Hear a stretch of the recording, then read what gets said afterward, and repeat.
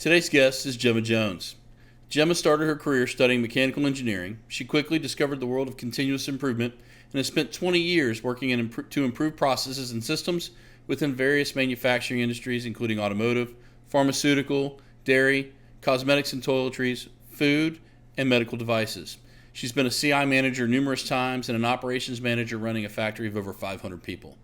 In 2018, Gemma left the world of employment to establish her own business, Spark Improvement, aiming to switch on as many light bulbs as possible. Her mission is to help organizations be the best they can be through a combination of lean thinking, Kata, and visual facilitation and experiential learning. Gemma is based in Cheshire in the UK. Today's guest, Gemma Jones. Well, hello, Gemma. We briefly touched on who you were in the intro, but can you tell us a little bit about yourself, your background, and how lean and continuous improvement is a part of your life? Cool. Yeah. Okay. Thank you for having me, first of all.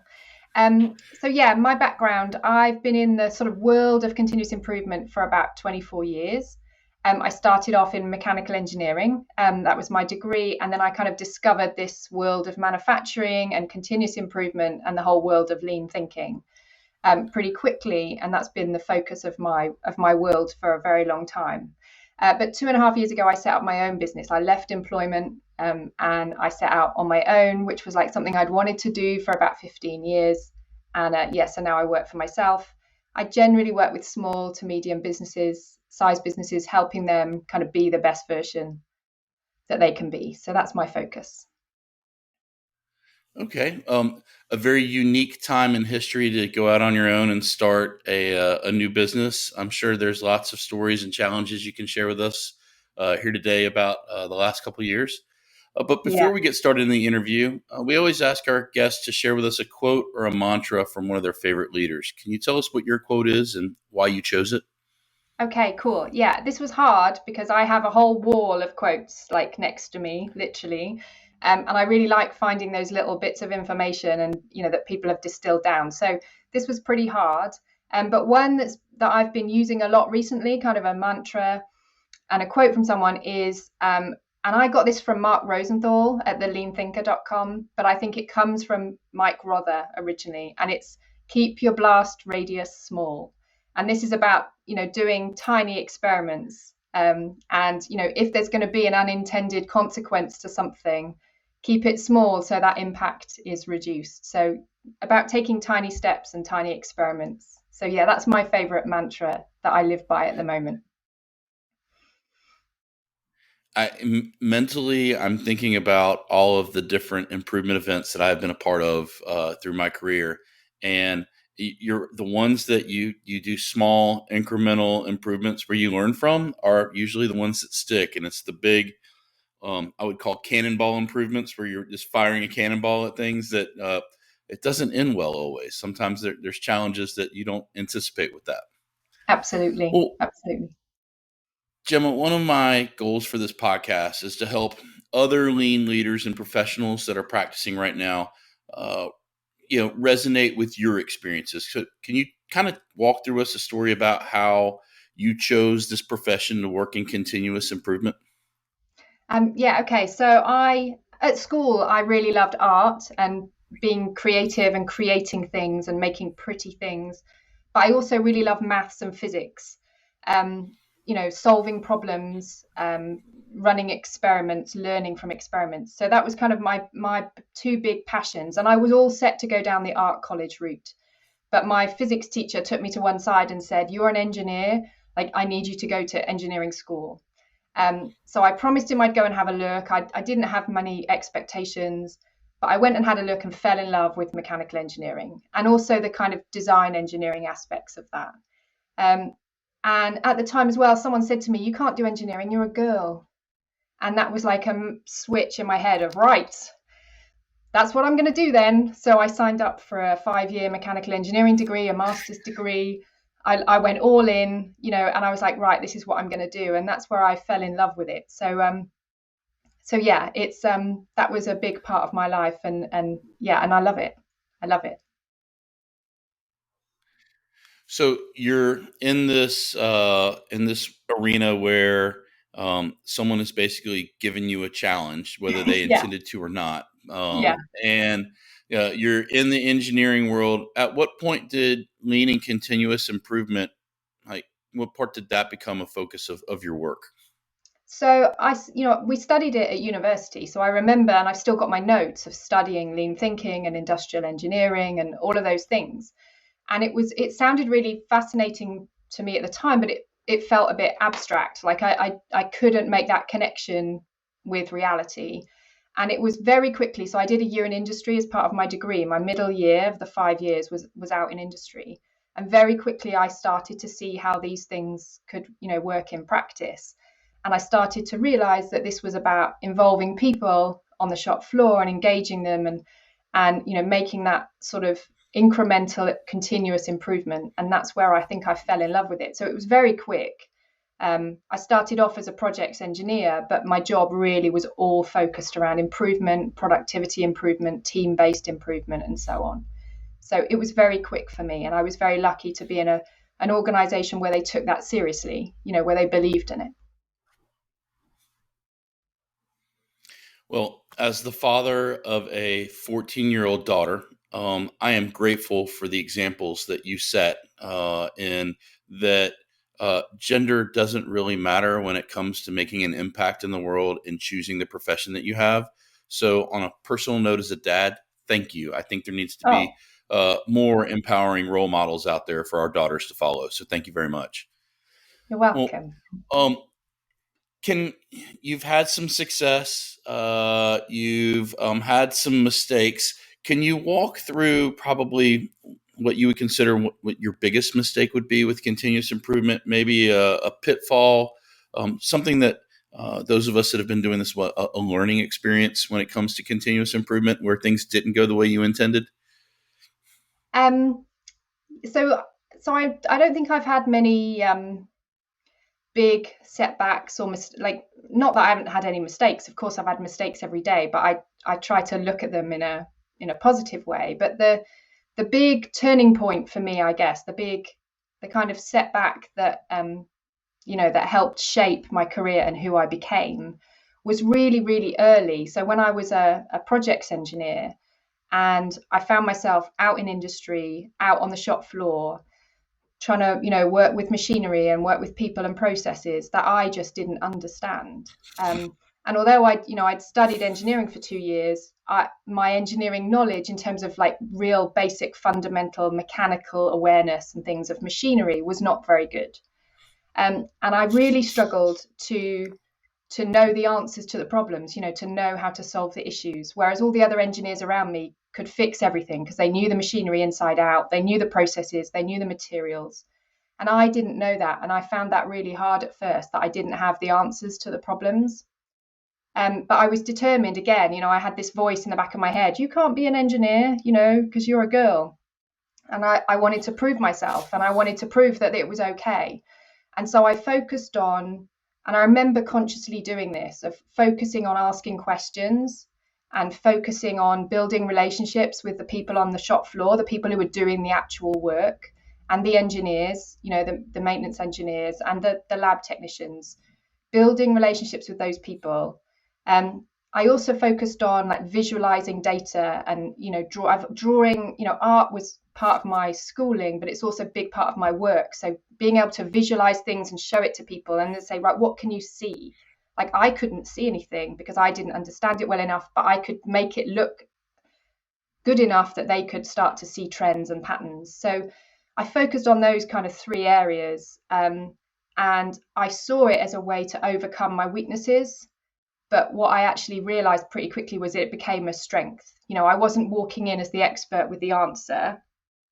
I was walking in with the questions to help other people find the answer. So it's not so much a mistake. It felt like a mistake and it felt like a failure at the time, that I wasn't good enough. But I think in the end, I've realized over time, and it's taken a while for me to see that actually that's a strength.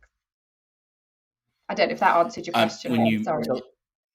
No, it was perfect. When you're telling that story, I'm thinking about Malcolm Gladwell and his book David and Goliath, and the premise of the book is behind what we perceive as weaknesses are actually strategic advantages in the work that we do. and that if you lean into it and embrace it, then you turn it into a strength. And I think that that's just a great lesson for folks that are listening right now, that if you don't feel comfortable with the work that you're doing, lean into that. That's learning. That's the space where you're gonna be able to bridge a gap, whether it's a gap with technical knowledge, a gap with behavioral knowledge with people. Those are just listen to the universe when that comes in. That it's the universe pushing you towards your towards something that's going to be a strength for you one day. Yeah. Well, I'm curious, Gemma. There has to be like your favorite story, like your aha, like you're doing the work and everything just clicks for you, and you're like, "This is why I'm doing what I'm supposed to be doing right now." What was that moment for you? So that moment for me actually only came last year. So I'd had 20, 22, 23 years of experience working in CI. Lean thinking was always very much, I used to joke, if you cut me open, it would, like a stick of rock, it would say lean thinking inside. It was kind of my religion that I lived by for 20 plus years. But last year during COVID, obviously my business was affected by it, luckily not very much, but I took the time to do some training, and I kind of really focused on developing my skills, whilst I was, stuck at home like everyone else. And I did a training course in Toyota Kata, and I found that was kind of the missing piece from my puzzle. I talked earlier about the sort of way of working that I developed in terms of asking questions and building relationships with people. And that had worked really well for me, but there was something missing, in terms of a structured way to help people through improvement. And when I really understood about Kata and I really got it, I realized that that was the missing piece. And I'd had the books on my shelf for a while, which I'm embarrassed to say. And I'd read them and I thought, yeah, that's interesting, that makes sense, but I didn't really get it. I hadn't really lived it and experienced it, so I didn't really understand the power of it. Um, I look at it a bit like I had a book on the shelf that was about how to drive a Formula One car, and I'd read it and thought, yeah, that makes sense. That seems familiar. It seems similar to me driving my regular car. But it wasn't until I really got in the car and tried to drive it and learn how to do it, that I really understood it. So Kata really has been the catalyst and has changed my whole focus of my work and the way that I work in a really positive and wonderful way. So I'm very grateful that that's come out of COVID. But yeah, it's shifted the way I work massively. What I love about it, in my experience with Kata, is like you said, reading the book or going to a conference and seeing it. That it makes you aware of it, but once you see it on the Gemba with the people that are doing it, and you see with the improvement Kata and the coaching Kata how empowering it is for Yeah, individuals, that yeah, um, it gives them space to demonstrate mastery with in front of leadership. Like I understand my process, I know what I'm doing, and it's a card with questions. Same with TWI. If you have the card, you have the power. Like you have the ability to be able to do that. yeah, I think I, I think more people need to try. It's like it's what you're talking about. Run the experiment. Just yeah, try it one place and use the process and yeah, learn from it. You know. Well, totally. do you have do you have a lean or continuous improvement pet peeve, or something you frequently see being applied or done wrong? Um, so yeah, I do, and I have a few, like most, people who've been in CI a while. But the big one for me, I think, is when I see CI practitioners or businesses doing CI. They might not have a CI practitioner, but businesses doing CI where they focus on the tools and the techniques and not on the people and not on coaching. So, for example, I remember being in industry and, the main focus of the CI team was kind of implementing a 5S audit every week, where they just focused on every area of the factory has to be up to a certain standard. Now, I love 5S, don't get me wrong. And I'm all for things being clean and tidy and having lovely signs and color codes. It's wonderful. But if people on the shop floor see that being the focus, and then being graded and measured based on how tidy their area is, when they know full well they've got major problems with componentry supply or with machinery breakdowns behind the scenes that's affecting their kind of day-to-day work, that's frustrating them every minute of the day. That's not right. And yeah, I see that a lot, and I certainly have seen that a lot through my career, where the focus is on the tool, and there's people jumping up and down needing help, and we're kind of not focusing on them. So that's my biggest pet peeve.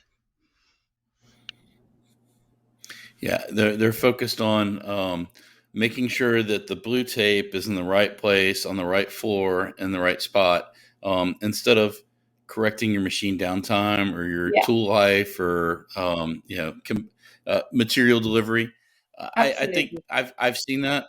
I've seen that, and I've also seen it where um, someone takes the tool too far, Yeah. where it's we're gonna do 5S, and without teaching the why behind it or why it's important, it's just they go around with a label maker, and then you walk in and somebody's got um, a tape around their stapler on the desk. That doesn't Yeah. improve business results, right? So yeah, you're laughing because you've seen it too, Yeah, right? I have. I All have. right. So, well, Gemma, what do you consider the most important thing you've learned in your lean journey so far? I think it's about relationships. I think CI is all about relationships at every level, and the importance of building that to build trust and respect. And the power of that is huge. And I learned that fairly early on from someone who mentored me, and it's been really powerful. I think having a good mentor is also a Oh, piece there that goes along with that. You have to have someone absolutely. that's in your corner that you can go to and that will be radically transparent with you when you're not doing things the way they need to be done. Absolutely. Absolutely. Yeah. Yeah, definitely. Well, what piece of advice would you give to someone who's just starting out with lean or continuous improvement? Um, So I would say go find a kata coach and learn the kata. Be a learner, have someone coach you. Don't try and coach someone. Be a learner and have someone coach you quickly. Yeah, quickly. Yeah, like right now. Like that, As like you turn yesterday. off this podcast episode, go find your Kata coach. Who did you Absolutely. find as your coach, and how did you find your coach? So I was really lucky. I did my training last year with Tilo Schwartz, who's really, he's known as being the coach's coach. Um, Brilliant 6-week training. I came out of that and was like, great, I'm trained, I can go do this. So I went to go and do it with a client, and then went, oh God, this is harder than this is way harder than I thought. So I was very lucky. I'm part of the Women in Lean network. So I reached out to a lady called Tracy Defoe, who's, a really wonderful kata coach, a really seasoned, experienced kata coach. And I said, hey, I need your help. I need you to train me. I need more training. Like, how do I do this? I need to get in one of your dojos. I want to learn. And she said, no, no, you're not ready for that yet. Let me coach you. Like, you need to be coached properly, um, one to one, and let's just do this. Like, let's take. So very generously, she gave me her time, and for 6 weeks, she coached me through the summer last year. And then out of that, we actually set up a group. And I'm really proud to now be able to say that Tracy's my coach, and also Julie Simmons is my coach. And we've got this amazing global group of the Kata Girl Geeks, where we've got groups of women coaching each other, and it's a brilliant thing. So I now have multiple coaches, and I'm very lucky. So I know that the universe is working in the right way for me because the very last episode that I recorded for this podcast was with Tracy Defoe, and I did not know Brilliant. that the two of you guys had a relationship. So Wow. that's just that really drives home that I'm talking to the right people and asking the right questions. So I appreciate that. That's And what Tracy's done and with women like you with the Kata Girl Group and just empowering women in this thing called continuous improvement. I think it's awesome. We need more of it everywhere. It's a wonderful group. It started with two of us, and now we have over 120 people, 120 women Oh across wow, the that's world. awesome. Yeah, it's really awesome. We And meet twice a week, and it's awesome. And she mentioned in our conversation, she mentioned that Tracy mentioned that uh, if you can't be humble and be a learner, being a coach is difficult, Yeah, and it's almost like absolutely. you need to be the learner first before you become the coach. Yeah, and we see a lot of people who come and they say, "Hey, I've been a lean coach for 20 years, so I can be a kata. I've read the books. I can be a kata coach, and I can jump right into that role." And we will always say to those people, "No, no, no. Like with all due respect, just go back and you be a learner. Just go be a learner for a while."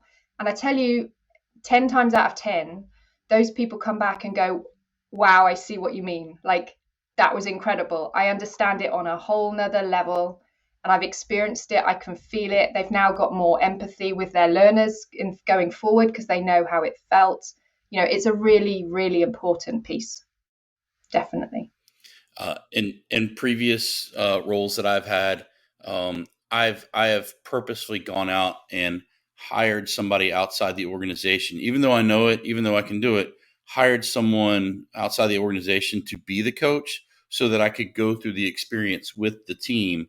In that same way of, oh, he's trying to learn as well. We learn something every time we sit in the learner's chair Yeah, absolutely. or stand in the Absolutely. learner spot, right? Yep. Yeah, yeah. Totally. Well, what piece of advice would you give to the journeyman professional? Maybe it's a piece of advice that someone gave you recently. So I don't mean to be difficult, but I'd say the same thing. Go get a kata coach and be a kata learner. I don't think it's just for the CI professionals or the leadership or the existing coaches in other fields. I think being a kata learner and being coached to achieve something so that you can learn that pattern of thinking and acting would be really valuable. Great advice. Gemma, do you have a favorite book, author, or mentor that you'd like to recommend to our viewers and listeners? So the book I want to recommend is The Coaching Habit by Michael Bungay Stanier. I think it's a really wonderful book. It's really easy to read. Quite a lot of these kinds of things are difficult and dry and heavy going. I think this is really easy to read. I think his voice is wonderful. The way he writes.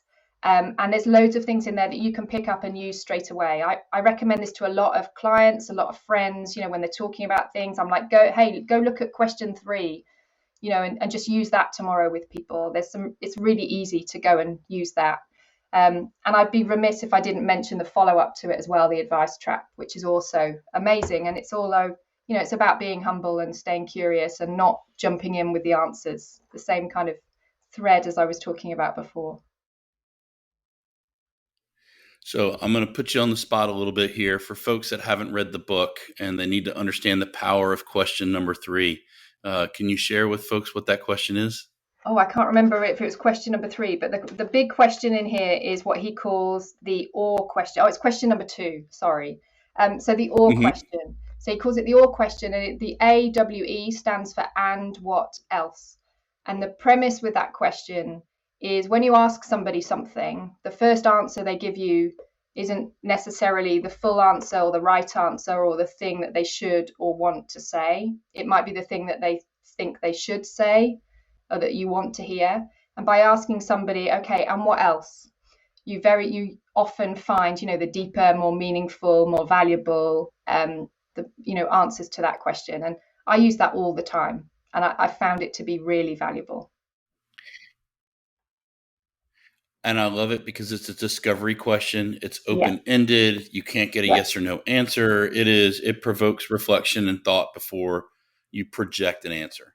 absolutely. I for a long time on my laptop, I had written on a post-it note and cut it down to a strip and had it along the top of the bezel, and I wrote in my own handwriting, what is the real problem we're trying to solve here? Like, what's the problem behind the problem? And I think that um, folks will give you their surface answer to make you go away, and Yeah, if you persist and ask their opinion in a very humble way, like humble inquiry, you're going to unlock the challenges that that person's facing.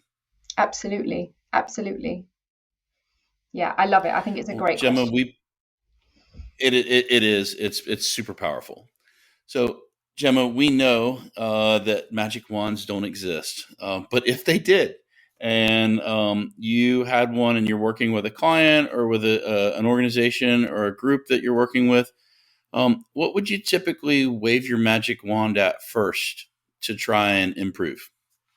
Um, 9 times out of 10, I would say the leadership team, and I would want them to shut up, stop wading in with solutions, stop criticizing, and start listening and understanding. That would be where I would start. And I say that with a lot of respect. It's usually all, they want to improve and they want to help and they're trying to be helpful. They're doing it with all the right intentions.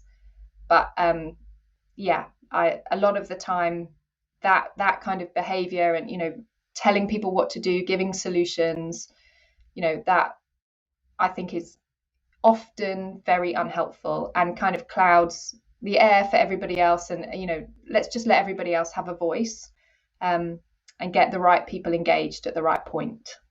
So that, yeah, the leadership team, make them shut up. I think it can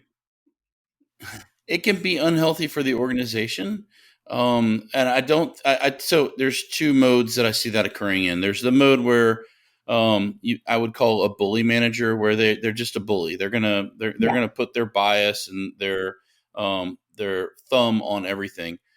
The other way that challenge presents itself is I've seen genuinely fantastic leaders not understanding that they could help the most by being silent, and they just feel like that's their way of trying to contribute, and you have to coach them out of that. You say, I know you're right, but I just need you to sit in the back and nod your head and smile when someone asks a question, even if you know the answer, and turn around and say, "Oh, I have my own opinion, but I'm more interested in what you think."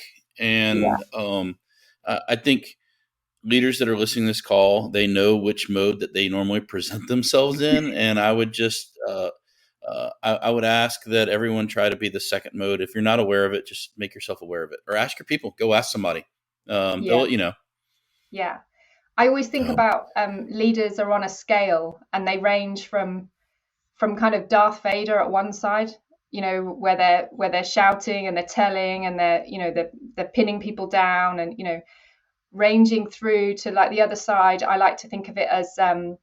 Miyagi from the Karate Kid, where he's coaching and hmm teaching. And if you ask leaders where they are on that scale, they'll always say, "Oh yeah, yeah, I do the coaching thing." And I don't tell people, and I'm not scary. But sometimes then you have to reflect back on that, and I kind of hold the mirror up and ask them to go ask some questions from their staff, because quite often they're actually further over to the other side than they think. Um, and that can be a hard thing to do as an external you're person, to hold that mirror up. it is, but that's also why they hire someone external to the Exactly. organization to give them a different perspective. So, Yeah, and if you're not doing that, you're not serving your client in a way that they want. not at all. I When you say that, Darth Vader, I can think of moments that I've sat in rooms with leaders that I felt like were choking me Yeah. with the glare from across the room. So I can relate to that. I can connect to that. So, um, Gemma, this has been absolutely fantastic. How can people connect with you if they want to learn more about what you do, or if they have a question for you from something they heard on this podcast? So I'm on LinkedIn. If you search Gemma Jones Spark, my business is called Spark Improvement. So Gemma Jones Spark on LinkedIn will find me. I also have a website, which is sparkimprovement.co.uk. And you can get through to my Twitter and my LinkedIn and my email from there too. Well, that is absolutely fantastic. I will put links to that in the show notes page, along with links to the books that we discussed. And I'm just really grateful. Thank you for sharing your time with the podcast audience. This has been absolutely splendid. And I learned a lot, and I hope folks that have listened have gained a lot of perspective from it as well. No worries. It was a pleasure to be here. Thank you for having me, Chris. I want to thank Gemma for being a guest on the podcast today. I know that I got a lot out of our conversation, and I hope that you did as well. Be sure to go to the show notes page at leanleadershippodcast.com and check out the links on how to connect with Gemma if you have a question about what we talked today. As always, I welcome your feedback on how to improve the podcast. If you like the podcast, make sure that you subscribe or follow the podcast on whatever channel you listen to us on, and leave a rating. Thank you for listening, and until next time, remember, seek progress over perfection.